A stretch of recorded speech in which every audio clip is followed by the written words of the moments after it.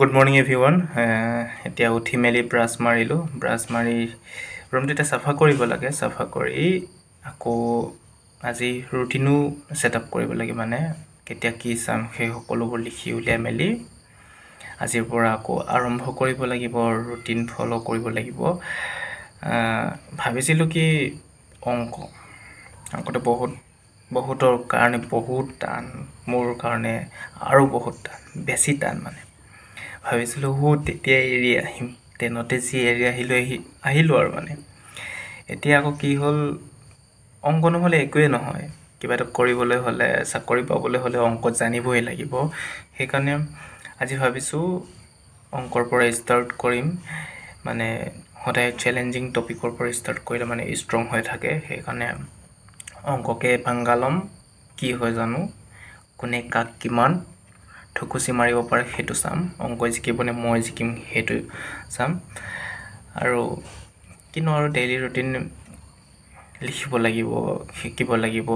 বহুত দিন হ'ল ৰুটিন বনোৱাই নাই, আৰু এতিয়া যিমান পাৰোঁ চেষ্টা কৰিব লাগিব ৰুটিনৰ মতে কাম কৰিবলৈ। চ' লেটছ চি কি হয়।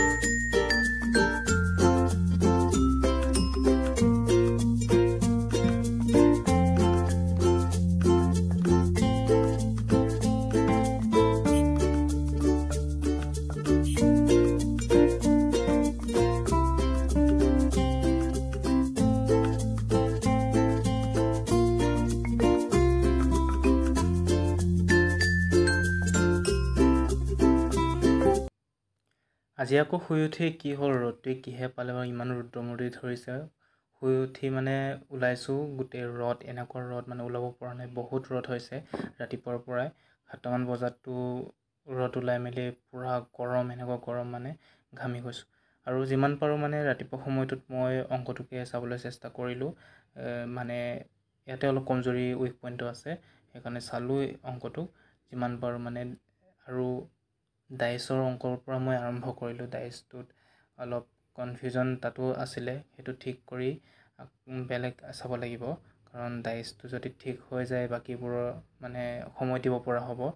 সেইকাৰণে 2 ঘণ্টা সময় আজি ৰাতিপুৱা ডাইচতে লগালোঁ।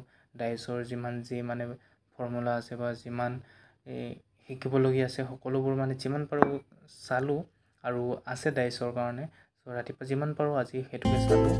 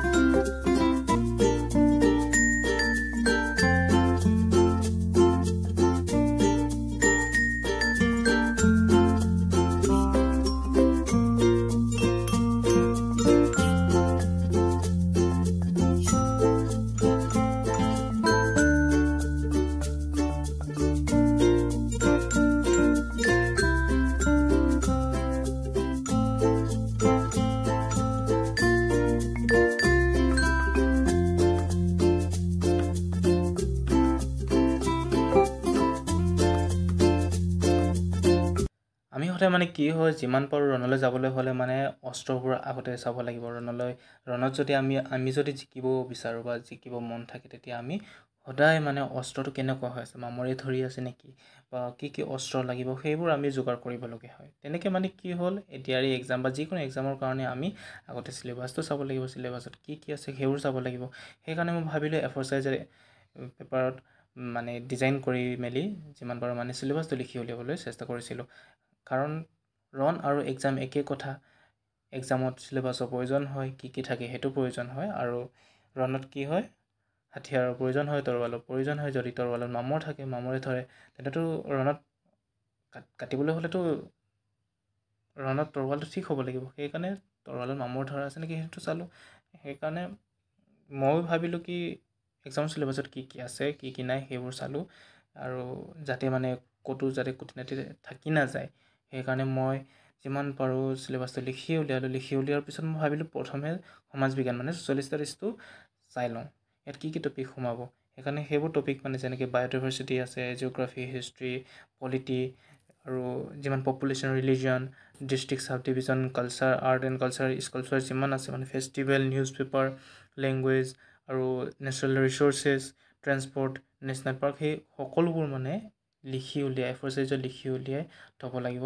আৰু বাকীবিলাকো যিমান আছে চিলেবাছত ইংলিছ বা মেথছ বা যি আছে মানে সকলোবোৰ লিখি উলিয়াই মেলি ধুনীয়াকৈ নোট বনাই ল'ব লাগিব। তেতিয়াহে অলপ ইজি হৈ যাব প্ৰচেছটো। তাৰপিছত মই ভাবিলোঁ অলপ টেবুলটো ঠিক কৰি ল'ম।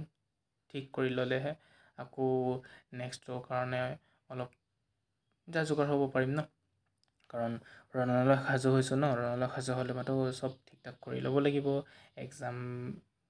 এক্সামলৈতো বেছি দিন নায়েই, আৰু 2 মাহ আছে। এই 2 মাহত যিমান পাৰোঁ আমি চেষ্টা কৰিব লাগে যেন কেনেকৈ আমি যুঁজত জিকিম। লগতে মই ভাবিলোঁ ৰাতিপুৱা ডালিম 2টামান অনা আছিলে, সেইটোকে খাওঁ।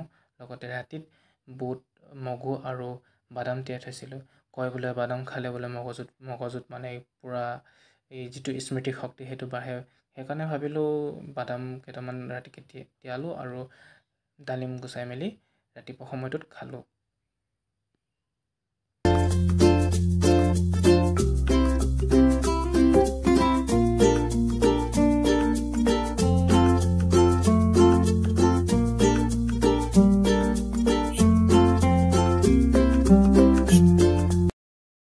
এতিয়া ভাত খাই মেলি অলপ জিৰাইছোঁ, কাৰণ ৰাতিপুৱাৰ পৰা অংককে চাই আছোঁ আৰু ইমানেই পাজেল লাগি যায়। যিমান অংক চাইছোঁ মানে খেলি মেলি লাগি গৈ থাকে। অলপ জিৰাইছোঁ, ভাত খালোঁ। ভাত খোৱাৰ পিছত আকৌ চাব লাগিব নিজৰ বাকী যিমান চিলেবাছ আছে সকলোবোৰ কভাৰ কৰিব লাগিব। ৰাতিপুৱা অংকটো 2 ঘণ্টা চালোঁ। 2 ঘণ্টা চোৱাৰ পিছত আকৌ ইভিনিঙতো ৰাতিটো অলপ চাব লাগিব অংকটো। মানে বেছিকৈ অংকতে অলপ কমজোৰি হৈ আছে, বেছিকৈ চাব লাগিব। বাকীবোৰ মানে সমানে লৈ যাম, অংকত অলপ বেছিকৈ যাম।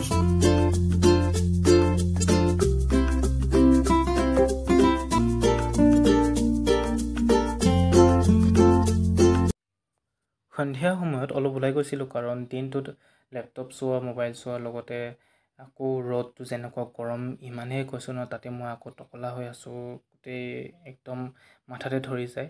সেইকাৰণে অলপ ওলাই গৈছিলোঁ, বজাৰ কৰিলোঁ। বজাৰ কৰি আহি ৰাতিৰ কাৰণে অলপ যোগাৰ কৰিলোঁ, আৰু খানা পিনাটো যোগাৰ কৰি আকৌ আজি দিনত যিটো ছ'চিয়েল ষ্টাডিজৰ টপিক বনাইছিলোঁ সেই টপিকবোৰৰ পৰা আকৌ পাৰ্টকৈ যিমান পাৰোঁ মানে সেইবোৰ চাবলৈ মানে চেষ্টা কৰিছিলোঁ। আৰু আজি প্ৰথম টপিকটোতে লৈছিলোঁ কি নেশ্যনেল পাৰ্ক, যিমান নেশ্যনেল পাৰ্ক আছিলে সেইবোৰ চালোঁ। চোৱাৰ পিছত সেইটো চাই সম্পূৰ্ণ নাচালোঁ, কিছুমান চালোঁ। তাৰপিছত আকৌ চালোঁ জিঅ'গ্ৰাফীৰ যিমান আছে মানে সেইবোৰো টাচ কৰিবলৈ চেষ্টা কৰিলোঁ, আৰু বাকীখিনিও ডেইলি চাম, ডেইলি আপোনালোকক জনাই থাকিম, ডেইলি আপোনালোকক দেখুৱাম। চ' আপোনালোকে যদি ভিডিঅ'টো চাই আছে প্লিজ ছাবস্ক্ৰাইব কৰি দিব, লগতে শ্বেয়াৰ কৰি দিব, লাইক কৰি দিব, কমেণ্ট এটা নিশ্চয় দিব বুলি আশা কৰিছোঁ।